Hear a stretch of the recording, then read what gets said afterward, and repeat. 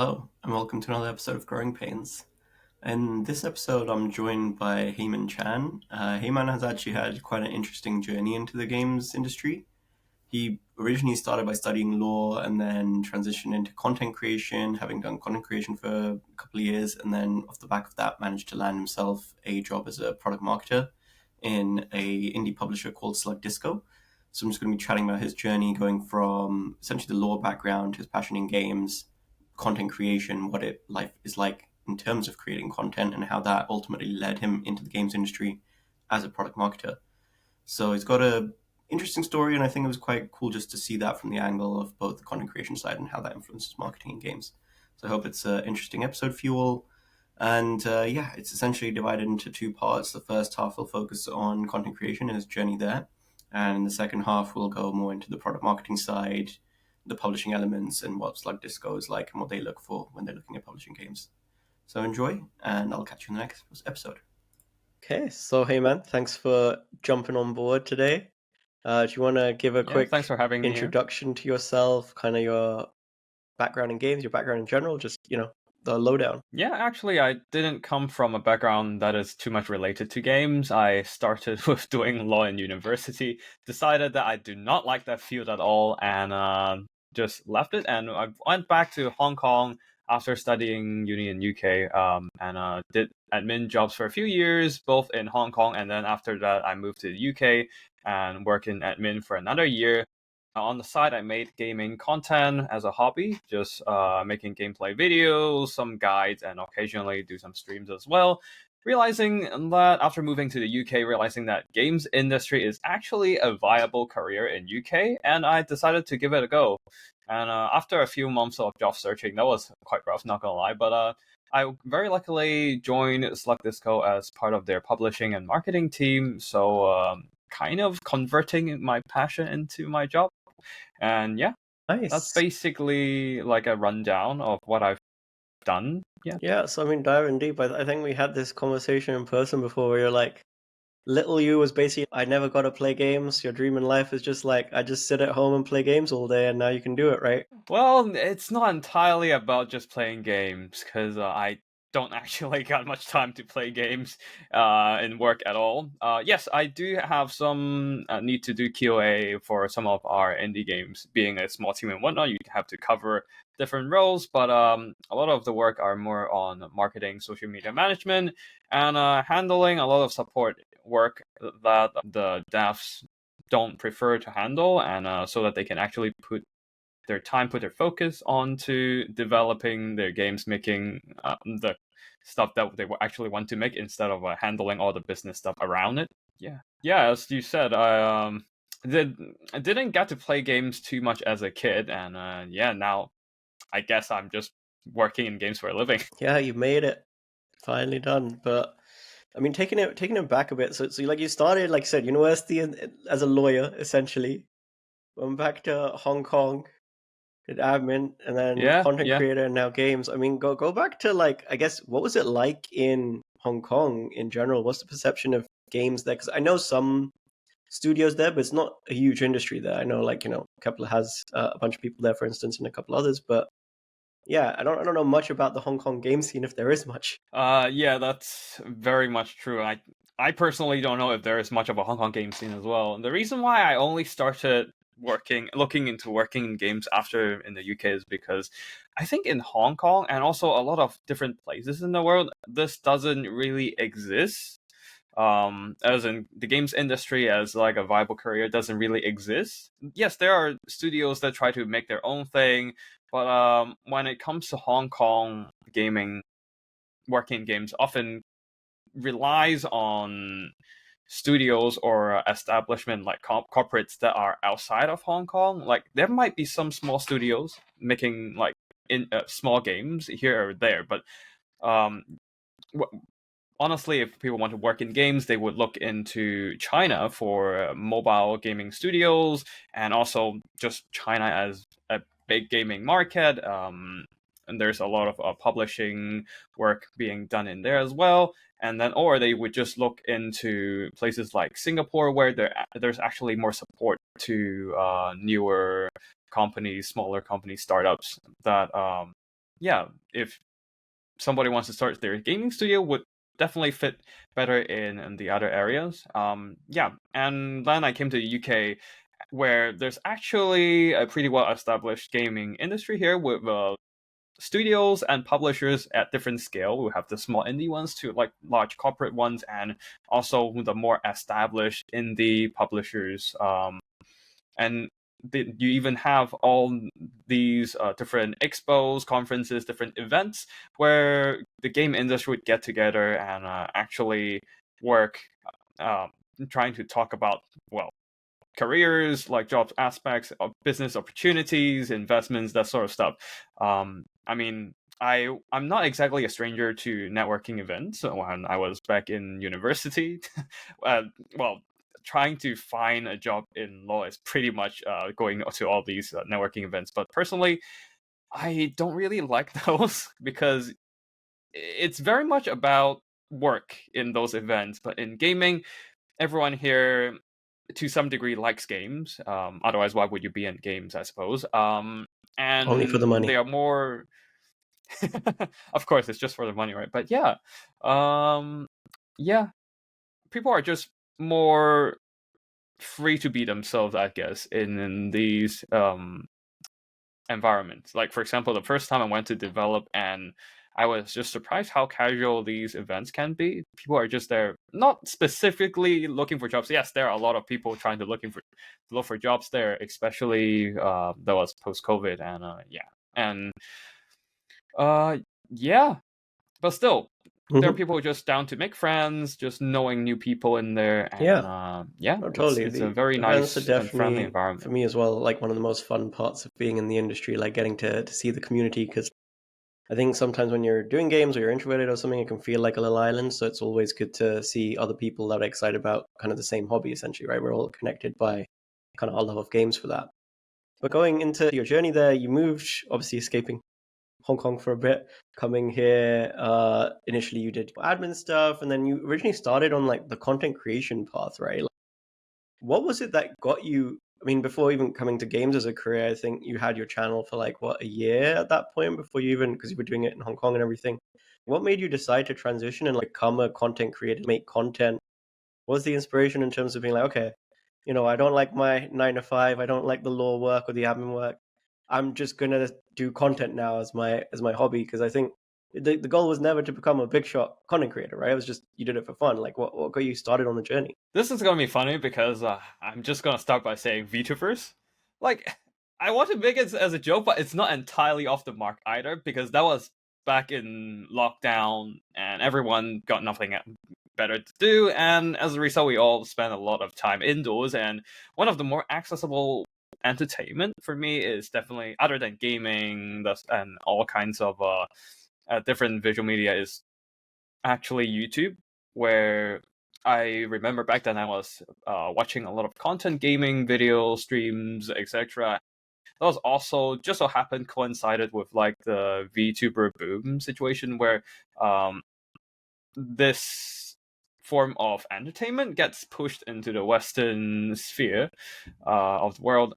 A lot of content creators just navigating the online space during lockdown to try and break through to different audiences. Yeah, I see a lot of content creators building their communities across the world, just penetrating the language barrier, and despite that kind of resistance, still manage to breach the gap between like different geographical regions and also communities, language groups, and somehow manage to bring people together for their hobby to like enjoy the same form of content. And I was very impressed by that. And at that point, when I started watching enough content, I started thinking to myself, maybe I want to make something of my own too. As you said, I never intended to make that as my career because I know it's gonna be a lot of hard work, and I was not prepared for that. And also, I just mostly want to make something for fun for myself, and maybe whoever just so happens to like my content. So yeah, I just started making some stuff on my own. It's like some meme game, like a little bit more funny gaming gameplay content, and then it just so happened I was very focused on a particular strategy game at that point, where there seems to be like a small community developing around it. I started making videos. Some people started liking it. Plus, I try to host certain events for like multiplayer stuff in that strategy game. And yeah, so some people started joining as well. And essentially, I managed to get um, get a little bit more familiar with that group, and just Yeah, so my content basically focus on that side. yeah. And yeah, I have been doing it since. Dialed down a bit lately, but yeah, still it's still a very much a fun game I enjoy, and the community is still there. I still show up time to time, and yeah, it just kind of happened, I think. Nice. So, I mean, what kind of keeps you going there? Because, like you said, it's a lot of work. You have to post regularly to kind of stay in touch with this community, build them. You don't really want to make it your career, especially that kind of thing. And I guess it is more of a hobby, but obviously it's exhausting to make these things, especially now that you have a full-time job doing similar things anyway. So what pushes you Yeah. to keep creating content, building that channel still, continuing to scale it? Like, why is content creation such a, I guess, core part of what you found you like doing, and how's that like changed over the time that you've done it now for like 2-3 years? I think it's mostly just because it's fun, and it's fun not only to make content, make something that I like, but also to share it with people that has the same kind of passion. Like finding the different specialties in the game, finding different special features, maybe discovering things that nobody else have found out before, and then you share it with other people, and it's a great feeling. And yeah, essentially, I was just having fun. People are having fun watching my content. They seem to like it, and I was like, okay, this seems to be like a fun feedback loop, I guess. Yeah, I mean, that's fair. Making some memes, people liking it, and I get the likes. I got my endorphin rush, and so I make more. But yeah, but then again, there's always the gap, I guess, between the content that people like and what you want to make. And sometimes you just need to find a balance between that. Especially when the stuff that people like, or specifically what the algorithm likes, isn't exactly what you yourself want to do. And this can turn it into a bit of a grueling routine, where you're just kind of like doing it for the sake of doing it instead of what you enjoy. And I guess this is what some content creators might find themselves in, and find as the reason of their burnout, I guess. But yeah, personally, I just try to stick to stuff that I enjoy doing. Yes, certain stuff gets picked up by the algorithm, and started going off pretty well occasionally. However, I don't usually force myself to go along with that algorithm. Like, I just make stuff when I want to, and make stuff that I want to make. Yeah. So it has not been too much of an issue on my end, not too much of a burden for me to make the kind of content that I publish, that I share. No, that's fair. I guess in a way, it's kind of like the cost there is the scale, right? Like, I guess if somebody's doing this as their full-time job, as a career, they need to be on top of the algorithm, be on top of the changes, and like make sure that the content they're making is going to be picked up, because for them it's an income source. And I've spoken to other creators in the past about that kind of thing, where it is for them it's their main sort of hustle that disappears, their income stream disappears, and they definitely burn out, because then it's not fun, right? You might start as it being fun, as something creative, and then it almost gets turned into this thing of like you're essentially farming creativity to make it kind of within the system. I think that that's something that a lot of mobile games have also faced in terms of criticism, in terms of how they get too far deep down like the data loops in terms of monetizing people. So you sometimes sacrifice like the fun and creativity of actually the game, or producing original content for yourself. And I guess for you, it's the originality, and it's still being kind of a fun thing that lets you just build the content you want, rather than what people may necessarily pick up more and monetize like as a main channel. And I mean, I think that's really cool in general that you're still kind of doing that and still trying to grow that community. What is it about like the community itself? Like it's grown now, I think, over the last few years. You've gone, I remember it was like you had the first sub, then the 500 subs, and like 1K and so on. And from there, what is it like as a creator in terms of, I guess, having this community, having those Discord mods, etc., that people around you and scaling that? What is the value of that for you as somebody who's built this channel and it's like almost your baby in a way? I think it's for me, the community for myself is definitely an achievement. It's just that every follower, every subscriber means that it is a person that enjoys my work, that recognizes what I do, and has expressed an interest in to keep seeing me bringing a new form of content to them. And because I also stream, like these viewers, especially those who shows up on my stream, shows up on my content, comment section, etc., relatively regularly, they're kind of like a friend to me. Like especially if they're in the multiplayer community, chances are I have spoken to them and played against them personally, and yeah, these are people who share the same interests as me, and I think it is more than definitely just numbers to me, because they they are just fellow gamers. They're fellow gamers who we all love the same thing. So when something happens to the game that we like, we often share our sentiment about it, whether it's frustration, joy, or anger. It really depends on what happens with the game. But yeah, yeah, they are more. They are, to me, they are people that joins me on. There are people that joins me on the same ride as I um, try to try to dig deeper into the game and try to build up like a little bit try to contribute more to the gaming community, because I not only make content, but like sometimes I join in with other stakeholders in the community, like tournament organizers or other streamers, to make certain events and try to bring the community together and just have fun. Mm-hmm. Yeah. Nice.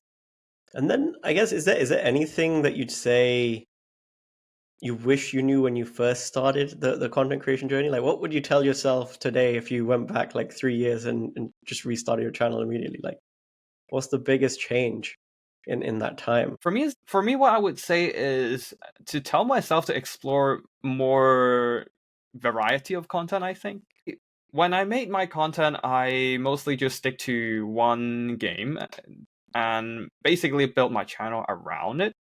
But at the same time, it's harder for my channel to break through into other games that I'm also interested in, because viewers that I'm having right now, it's great that they support my content. I really appreciate that. But at the same time, they're not exactly interested in other forms of content. And as a result, performances of the other videos and any other content that I shared very reasonably have a much worse performance than the usual, very basically single game focused kind of content, as those aren't exactly what my viewers are looking for.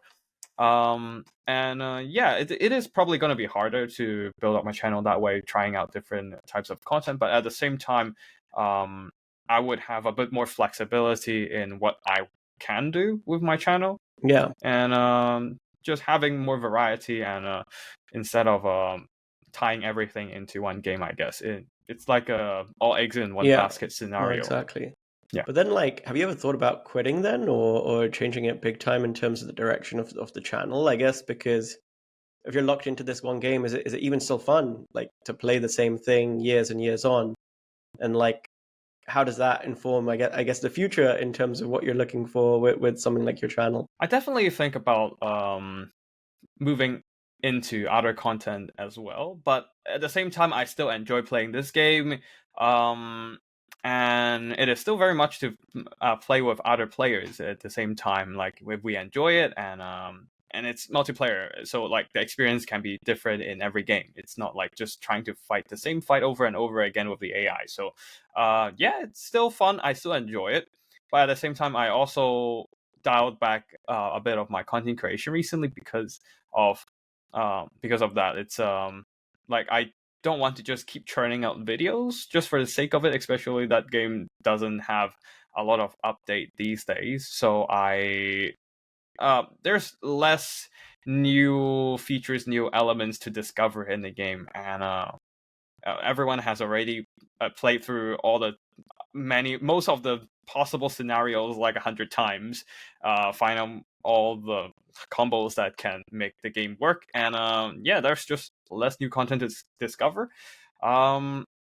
So yeah, I've definitely been thinking about moving into different games, but personally, I'm also just thinking about just having some hesitance to move into a game before I'm really sure about that, because I want to make sure that if I'm doing something, this is something that I will surely be enjoying, instead of just trying to make content for the sake of making content, right? And You yeah, gotta and of course, I also want to like make sure that I approach the game properly, like exploring the game in a way that I feel comfortable, that I feel confident in showing off to everyone, instead of just making a gameplay video, doing some minimal edit and commentary on it, and just posting it online. I feel like this is not only I feel like it's kind of just disrespecting the game almost, as in if I'm just like putting half-hearted content on top, instead of what I really feel like putting in some effort to showcase the game. It's not doing the game's justice. So I'd rather not go into it with that kind of mindset myself. Yeah. Well, that's fair. Okay, so I guess switching gears slightly here, you've worked both inside the game side and in a publisher, working with sort of different indie games. You've got the content creation side down in terms of having this community that we've built up of essentially, I think the way I see a content creator is that you're the champion for this game, especially for this one game that you're promoting with your community in a way. And those videos are going out and circulating, and any new person that comes into that community can almost see you as a first point of reference for things around this game. What is sort of your opinion in terms of how much input a content creator should have? I know there's now a lot of creator programs. I know you kind of had some early access things with the game that you are building content for and things like that.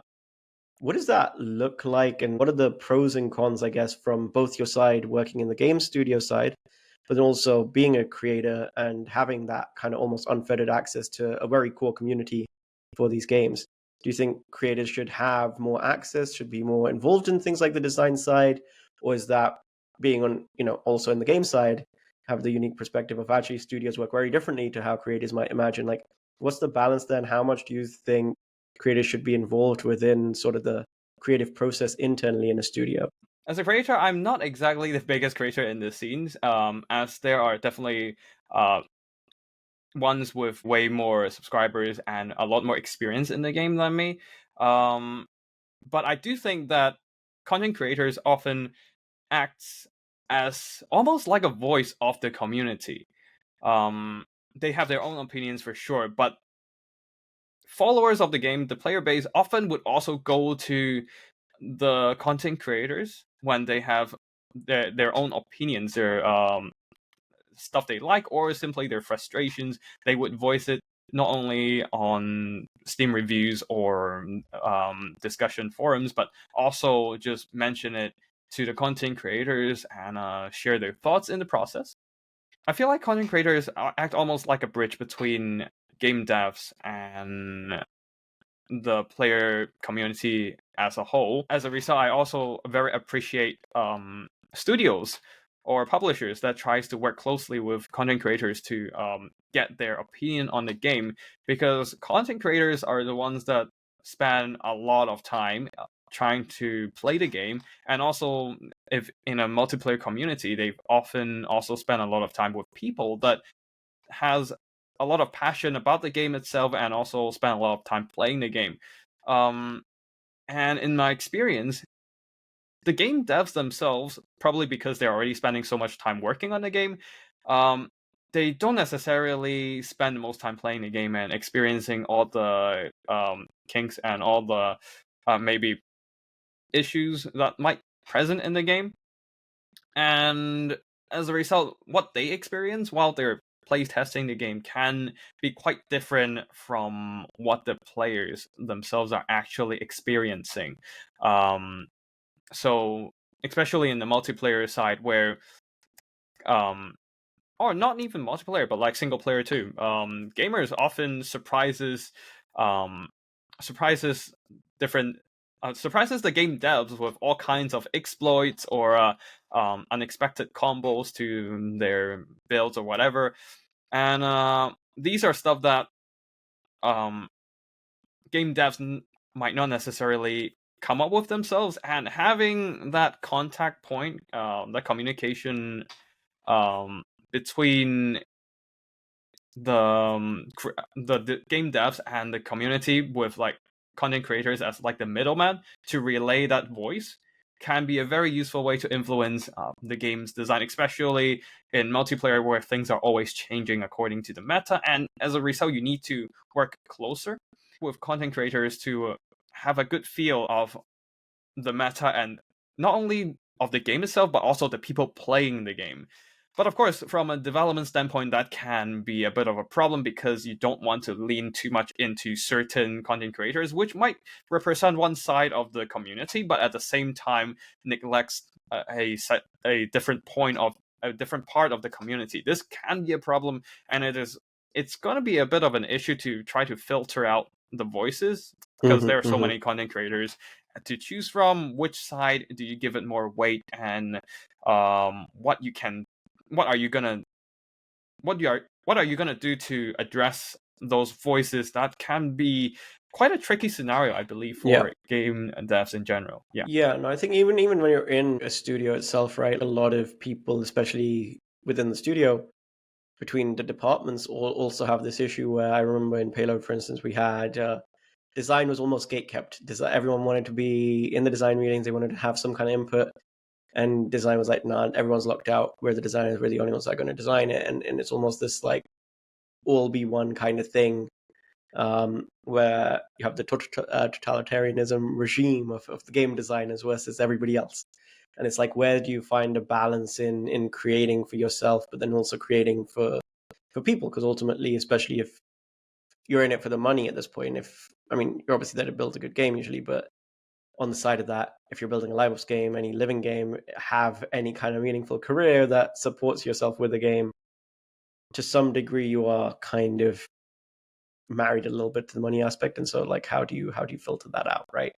How do you, especially when also looking at a living game, something that might last for 5-10+ years, the people that are probably making something like Fortnite or Roblox right now are not the ones that were making it 20 years ago, or even something like Minecraft. It's the community that's been playing it for decades that understands the game more than like the new switch of teams or engineers or designers that kind of sometimes come and go from these places, that understand what the meta is and what the people want. And so I think that's why we've seen a lot of rise in the creator programs in the industry specifically, is because it's becoming sort of one of the main ways, not just in games, but broader entertainment, media, and sort of other industries. I think creators are becoming sort of a mainstay, and it's appreciated that they're almost, in a way, a community manager in their own right for your community, right?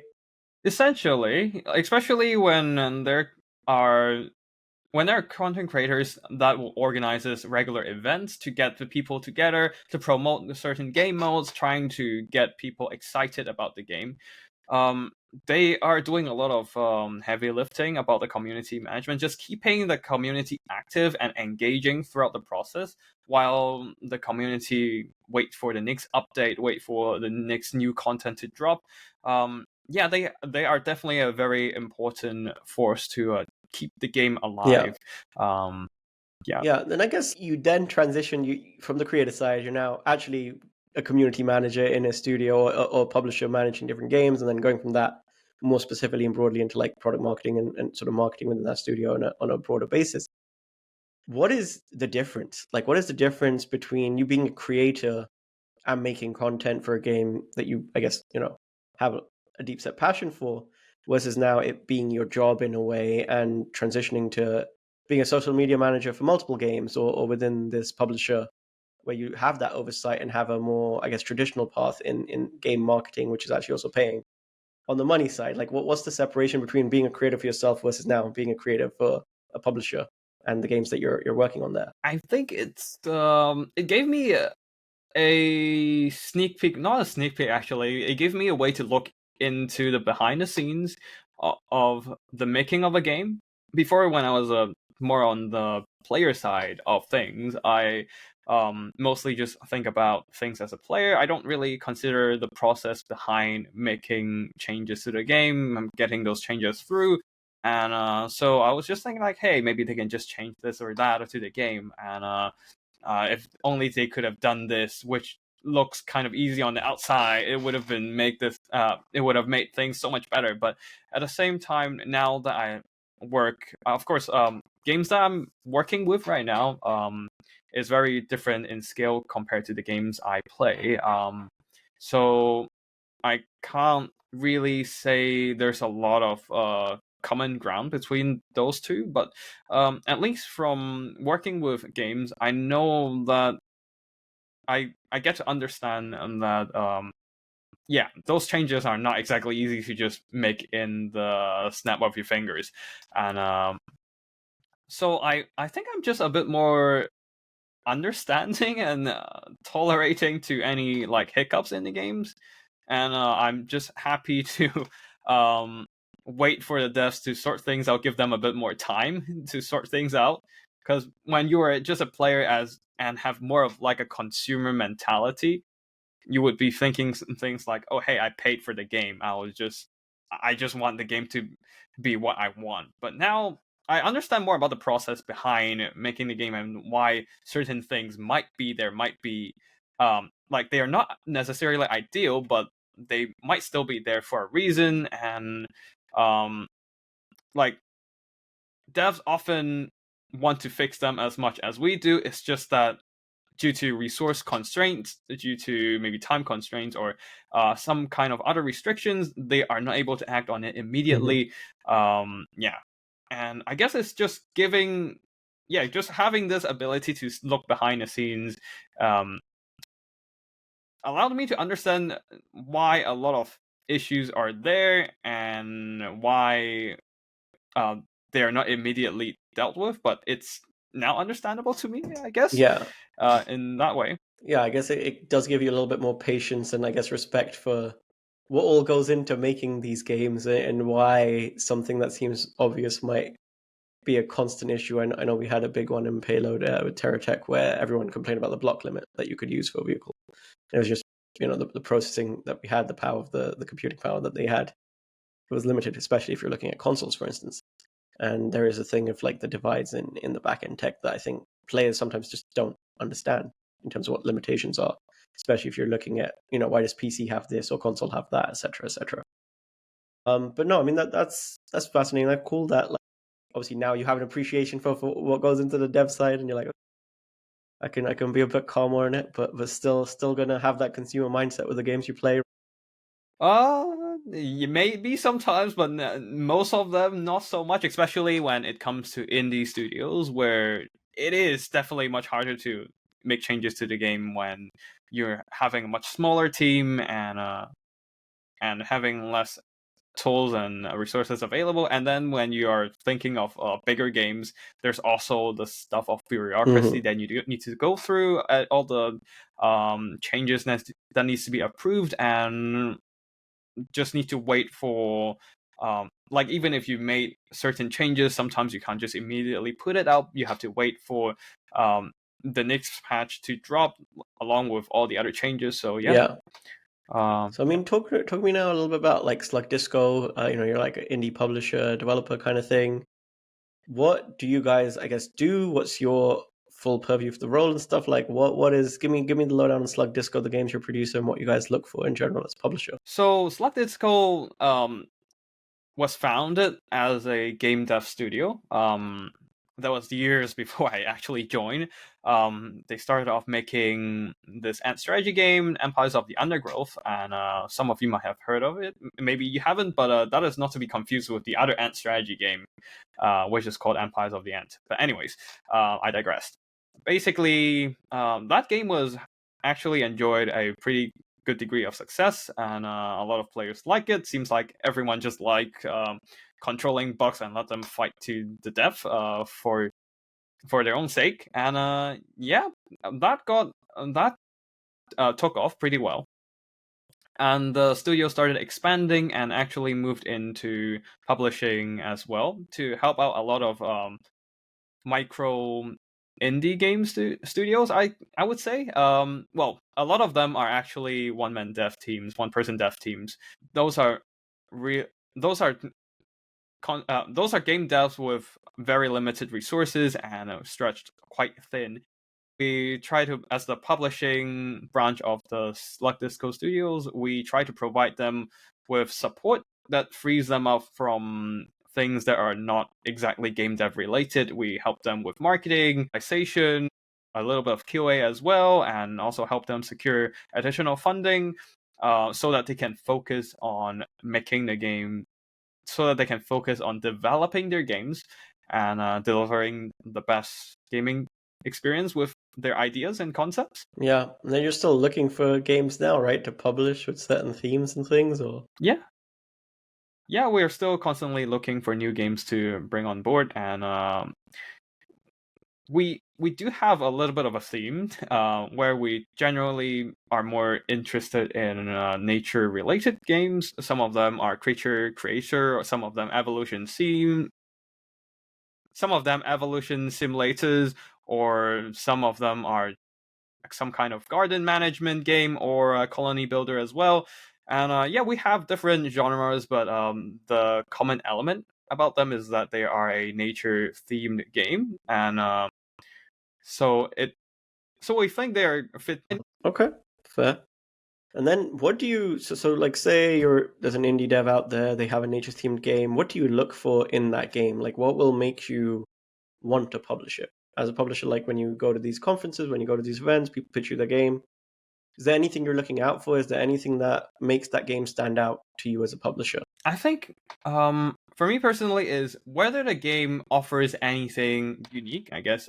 Whether the game excites me with something that I've not exactly seen before. It doesn't necessarily have to be entirely new elements. It can be existing elements, but combined in a way that offers a fun and unique experience with the game. That would be, to me, as a thing that I look for. And yeah, I mean, I can't say too much about what we're looking for because we also are open to different genres. Just so happens everything seems to be nature themed so far. And yeah. But I think the very first element for me is whether the game offers anything that excites me, whether I am happy to vouch for the game, almost, because as a publisher, we're taking on a game also means that we vouch for the game and try to. We believe that the game would succeed in delivering what it tries to offer. So the vision of the game, I guess, what it's trying to bring, what the core concept of the game is interesting, unique, and exciting. And secondly,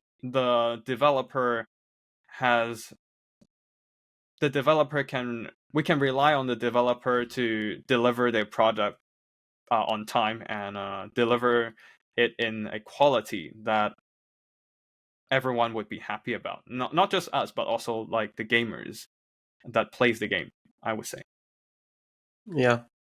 So something I guess unique. I think that's, yeah, whenever I've spoken to publishers, devs, all that, even when I'm looking at it, it's the USP. What are you bringing to the table? And it's not just like this is the 100th roguelike nature game that I've seen this month, but this is like, well, they've actually got something interesting here, some kind of unique element. I think especially in this market, when you look at how saturated games has become, like everyone and their mother can basically become a dev these days with the tools that are out there.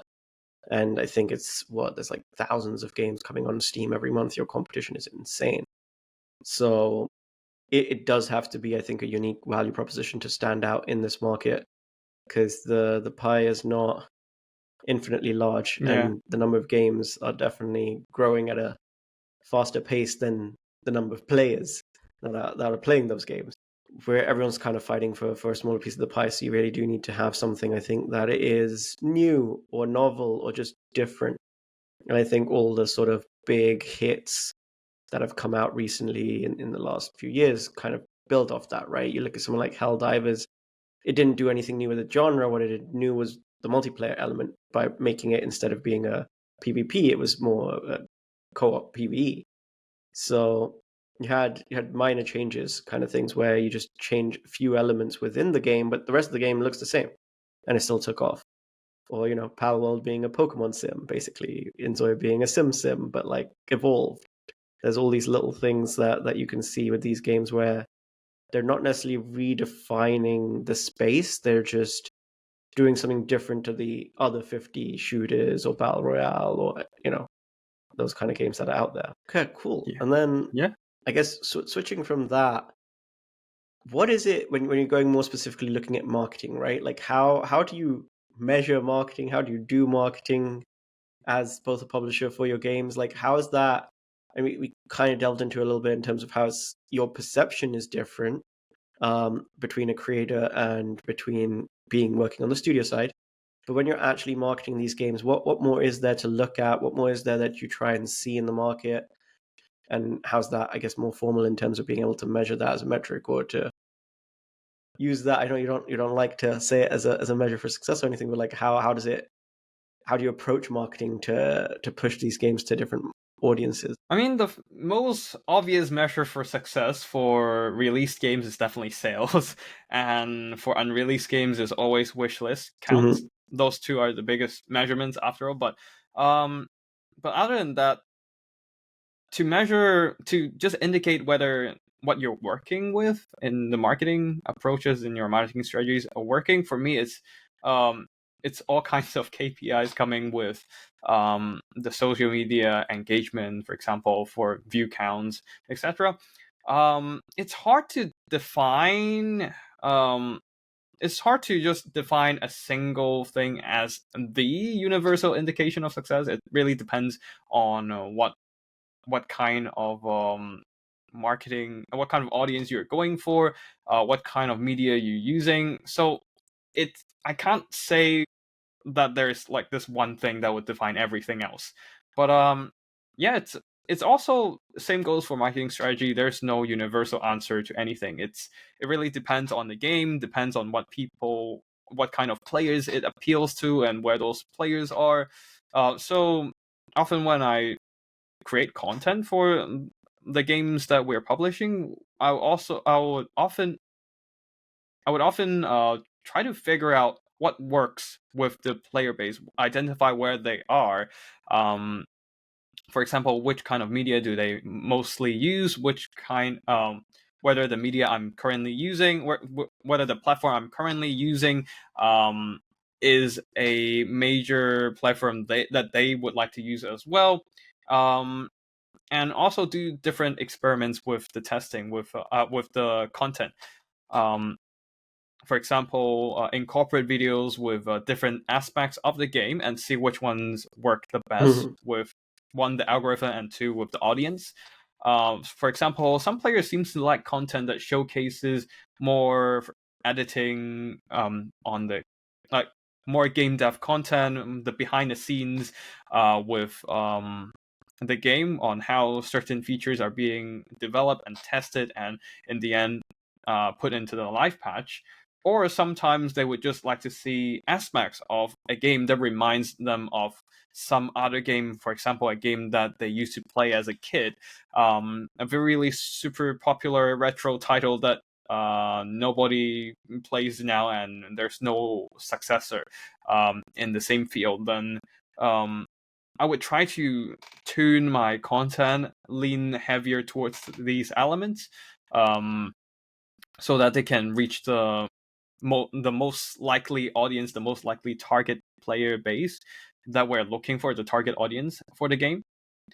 And it's about a lot of trial and error. There's Mm-hmm. no universal answer to this question. Lots of A/B testing, lots of constant testing, testing for different audiences, different markets, etc. Yeah, lots of just throwing things at a wall and hoping something sticks half the time, right? Yeah, sometimes it doesn't even make it easy for A/B testing just because certain platforms do not have that built in. So you just kind of have to measure them manually. Sometimes you feel like you did the same thing for two videos, and for some reason one takes off, the other doesn't, and it's the mysterious working of the algorithm that sometimes you just can't control. So, yeah, just hope for the best as well, I guess. Sometimes the answer. Especially when you're trying to start something from scratch, you don't have like a pre-established trend that you can build off on, and you don't have a pre-established like follower subscriber base that can boost your view count and stuff and stack the stats in your favor on the algorithm. It makes things relatively rough because you're essentially starting from 0 views, and the algorithm is not nice to those. No, definitely not. I guess both as like a marketer then and a creator, what is some advice you'd give to indies or somebody on their sort of first game? Essentially, they're just looking at getting wishes, looking at marketing it. Like, what is any kind of general top tips or advice just to think about from a marketing perspective, either on the algorithm side or generally as marketing out there to reach the right audience? Is there anything people can do to, I guess, as easy wins or just something that they can keep in mind when they're looking at trying to get traction for their game? I think I noticed that a lot of especially indie devs just didn't really put any thought into marketing the game. Like, I think the biggest advice I would give is start doing it instead of doing anything specific. Because, like, one, I can't say whether there's one thing that will work for everyone. It's hard to tell. But the fact that a lot of indie game devs work on their game for a long time, sometimes with multiple people as well. A lot of effort and care has been put into the game, but the problem is that nobody knows the game is coming out, and as a result, like, I've met with different indie game devs before, but like the game itself is really fun, and I personally definitely think those games deserve a lot more love. But the wishlist count doesn't seem to be that high. People doesn't really know about the game, and then I go on to their socials, try to find anything about it, and it's the latest post was like 3 months ago, and with like a 4 or 5 month gap between the second oldest post and the oldest post, or the latest post and the second latest post, and it's like there's not a lot of push on social media to let people know about the cool game you're making.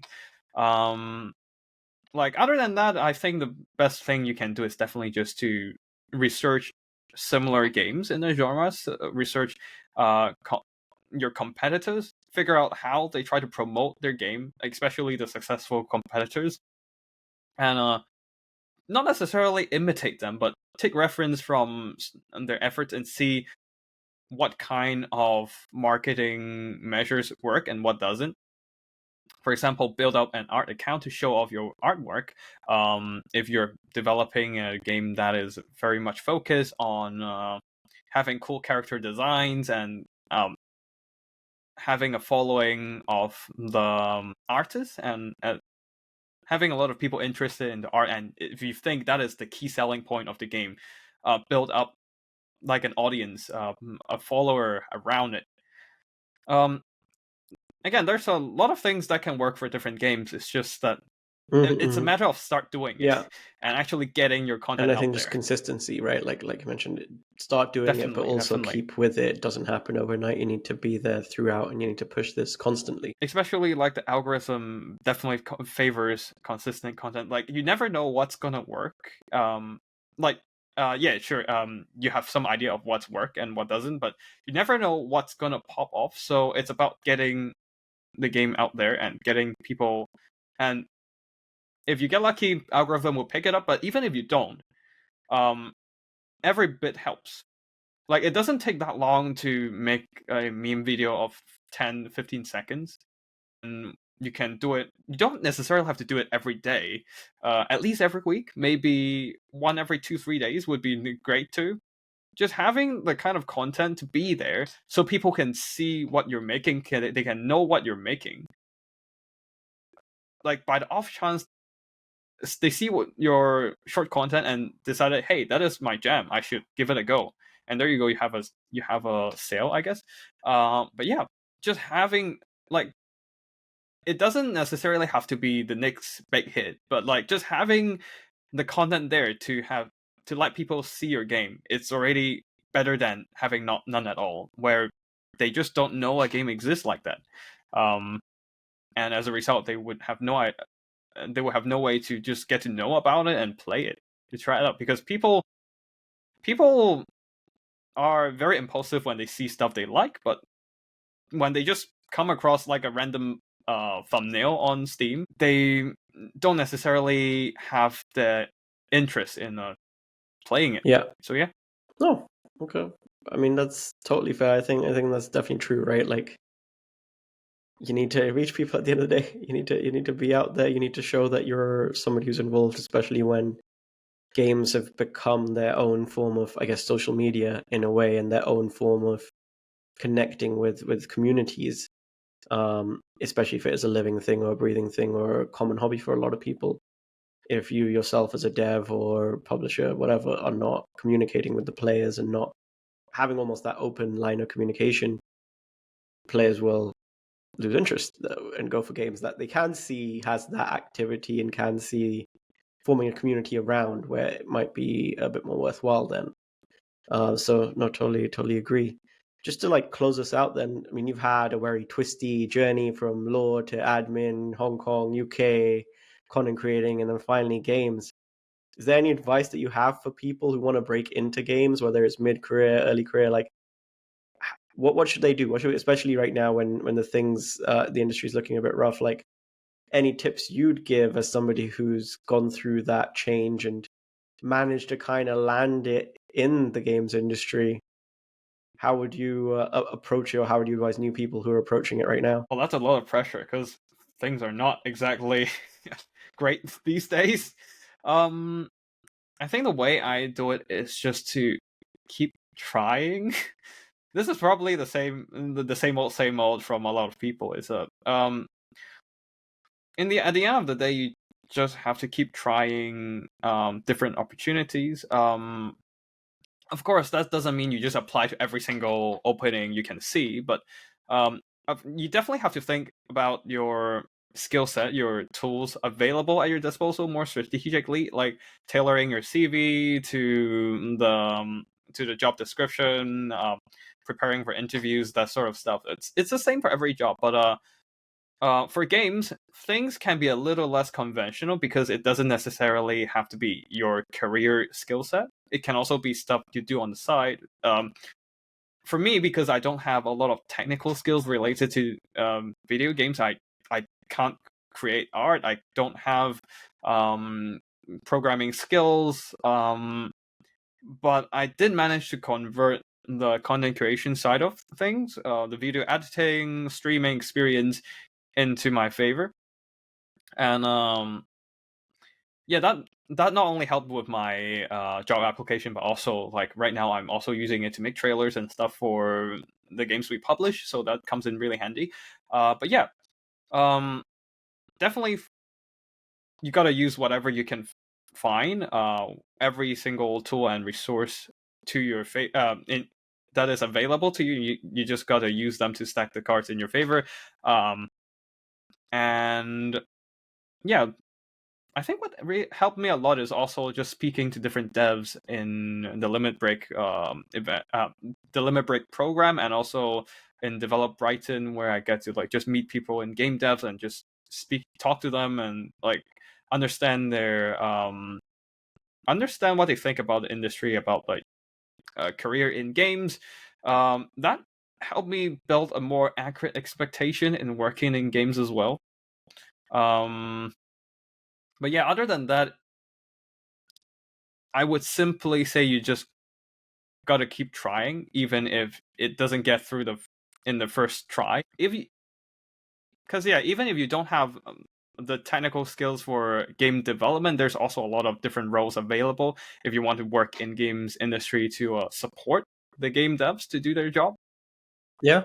So yeah, it's a big industry, and there's a lot of different roles fit for different people, and it is pretty much one of the more accepting industries on basically everyone. Jay? Yeah, no, I mean, I agree that there's definitely space. It's a big-ish, well, small but big industry in a way. Like, it's very interconnected, so it's very much about how you present yourself with a lot of different people. But there's definitely opportunities and a lot of breadth with it. But like you said, extracurriculars within the networking side, all of that, I think, helps a big deal in this industry. So, no, I think that's all good. But before we wrap up, one thing you said did interest me. So how do you make a good trailer? I think how do I make a good trailer? Why you did that to me, Jay? I thought we were ending this. Well, hey man, you should have kept your mouth shut then. Again, I don't think there's like a universal formula that works for every single game, but I think in the end it's just to understand the audience and understand what you're trying to convey about the game. It's very much about how you accurately depict the game in an attractive way. Mm-hmm. So no fake ads. Like there are not necessarily fake ads, but just an intentional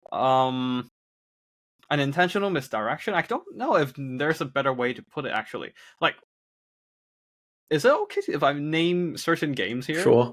I feel like an optimal example of a trailer is I don't want to name names here, but yes, I'll just go for it. Psychosis. Where I saw the trailer, it looks like a really cool horror management simulator.